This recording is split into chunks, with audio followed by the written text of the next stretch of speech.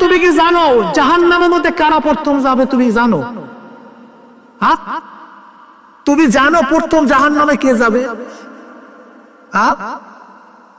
আবু জাহেল, উতবা, সায়বা না। জাহান্নামের প্রথম নিক্ষেপিত হবে উলামায়ে সু, 2 নম্বর উলামা, 2 নম্বর আলেম, এগুলি প্রথম জাহান্নামে নিক্ষেপিত হবে। এই 2 নম্বর গুলি বললেন, এই 2 নম্বর গুলি প্রথম জাহান্নামে নিক্ষেপিত হবে। খায়রুল খিয়ারি খিয়ারুল উলামা, শাররুশ শিরারি শিরারুল উলামা। নবী আলাইহিস সালাতু ওয়াস সালামের কাছে এক সাহাবী প্রশ্ন, ইয়া নবী আল্লাহ, খারাপ লোককে নবী আলাইহিস সালাত পড়বেন না সাল্লাল্লাহু আলাইহি ওয়াসাল্লাম? বললেন খারাপ লোক সম্পর্কে জানতে চাইও না, বরং প্রশ্ন করো ভালো লোককে। নাসরবন্দা আবার বলি, ইয়া নবী আল্লাহ, খারাপ লোককে? বলে খারাপ লোক সম্পর্কে জানতে চাইও না, বলো ভালো লোককে। আবার নাসরবন্দা, ইয়া নবী আল্লাহ, খারাপ লোককে? এই 3 বারের পরে নবী আলাইহিস সালাতু ওয়াস সালাম জবাব দেন, তিনি ভালো লোক সম্পর্কে জানতে চান নাই, কিন্তু জানতে চাইছে খারাপ লোক। কিন্তু প্রথম তিনি জানাইছেন ভালো লোক। খায়রুল খিয়ারি খিয়ারুল উলামা, গোটা মানবের মধ্যে সর্বশ্রেষ্ঠ, সর্বোৎকৃষ্ট, সবচেয়ে দামি আলেম, এবং গোটা মানবতার মধ্যে সর্বনিকৃষ্ট ওই বক্কার আলেম। বক্কার আলেম সবচেয়ে নিকৃষ্ট, সবচেয়ে ভালো আলেম, সবচেয়ে ভালো আলেম, সবচেয়ে খারাপ ভালো আলেম। সবচেয়ে ভালো খাদ্য পোলাও, আবার পচলে গন্ধ হয় সেরকম, জমলে খারাপ হয়।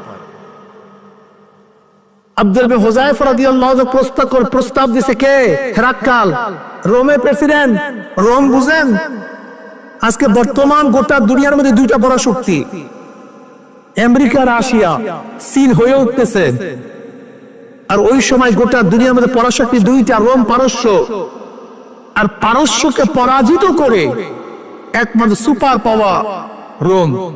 তার প্রেসিডেন্টের কথা বলতেছি, সেই ব্যক্তির প্রেসিডেন্টের কথা বলতেছি, প্রধানমন্ত্রী, প্রেসিডেন্ট, বাদশা।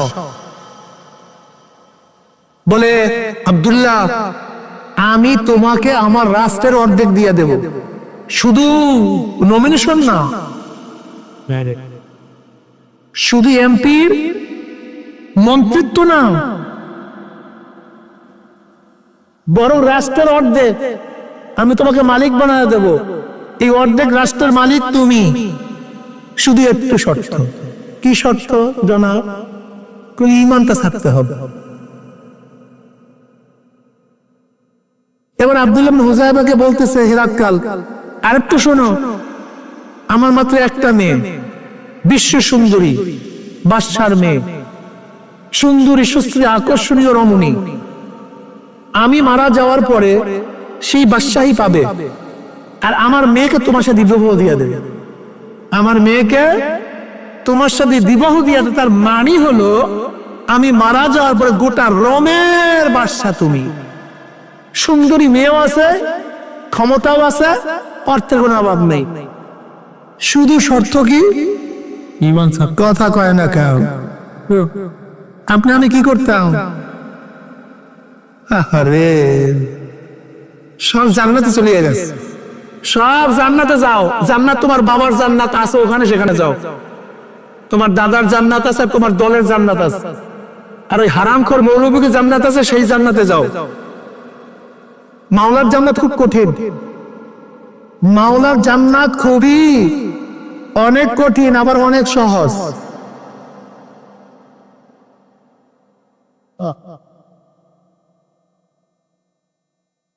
মাঝে মাঝে আমি চিন্তা করি আমি কোন অবস্থায় আছি, আল্লাহ ভালো। এবার হেরাক্কালের জবাব শোনেন। হেরাক্কাল বল, এবার এটা আব্দুল্লাহ ইবনে হুযায়ফা বলতে যে, হেরাক্কাল শোনো, তোমার রোমের মধ্যে সম্রাট কেন?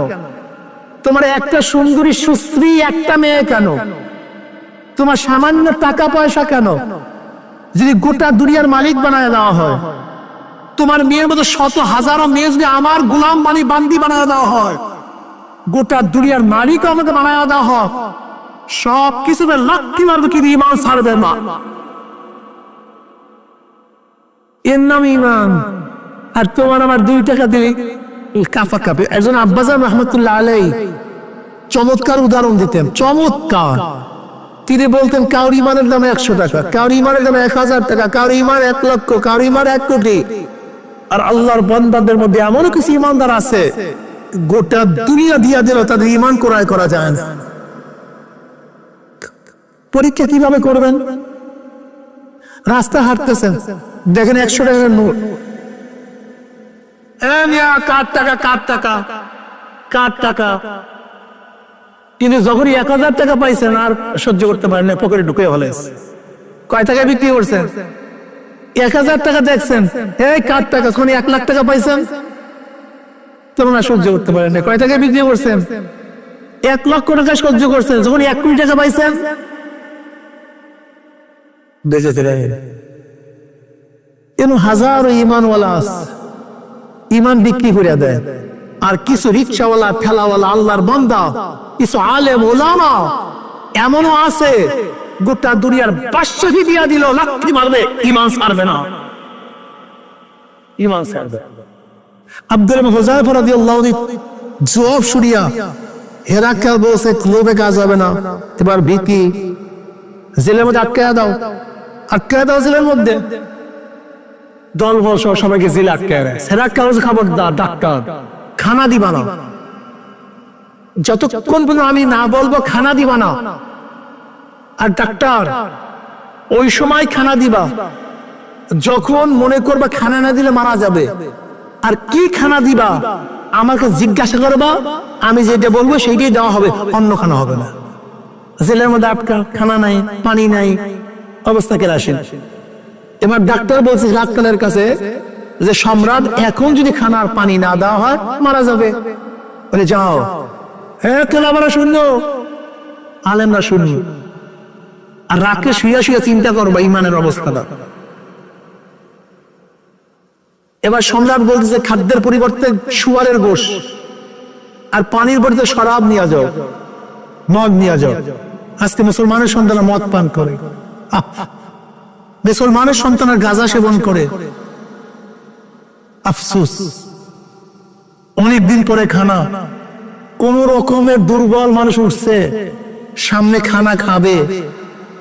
এর মধ্যে ডাক্তার বলতেছে খবরদার, তোমাদের সামনে যে খানা দেখতেছো জানো কিসের খানা? বলে কিসের?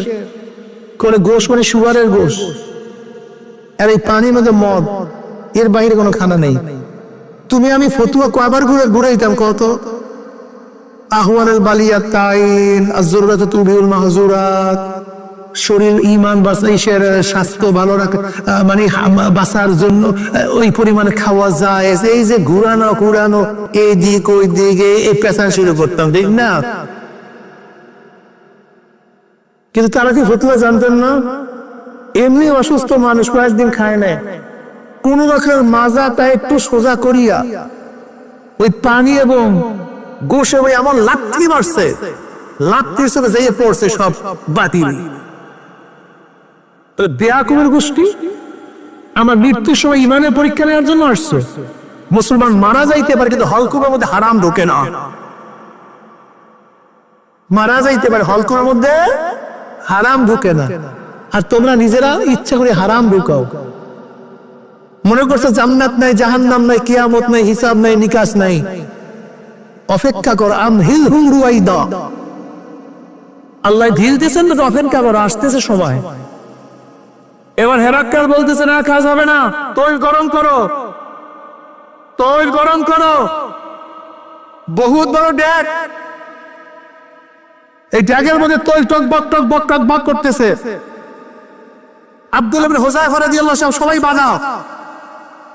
হেরাক্কেল বলল আব্দুল্লাহ রাদিয়াল্লাহু সাথীকে তৈলের মধ্যে ছাড়িয়ে দাও। টকবক টকবক তৈল করতেছে, সারা সাথে সাথে ভাজা হয়ে গেছে। এবার আব্দুল্লাহ রাদিয়াল্লাহু বলতেছে, আব্দুল্লাহ কি বোঝো, ইমান ছাড়বা নাকি যাবা? আব্দুল ইবনে হুযায়ফা রাদিয়াল্লাহু তাআলাকে ড্যাগের পানি উপরে উঠেছে। এবার আব্দুল ইবনে হুযায়ফা রাদিয়াল্লাহু চোখেতে পানি পড়া শুরু করছে। হেরাক্কেল বলছে নামাও। মনে হয় আব্দুল্লাহ ভয় পেয়েছে, আব্দুল্লাহ ভয় পেয়েছে, নামাও। নামাইছে। কিরে আব্দুল্লাহ, এবার মনে হয় ভয় পেয়েছে ইমান স্যার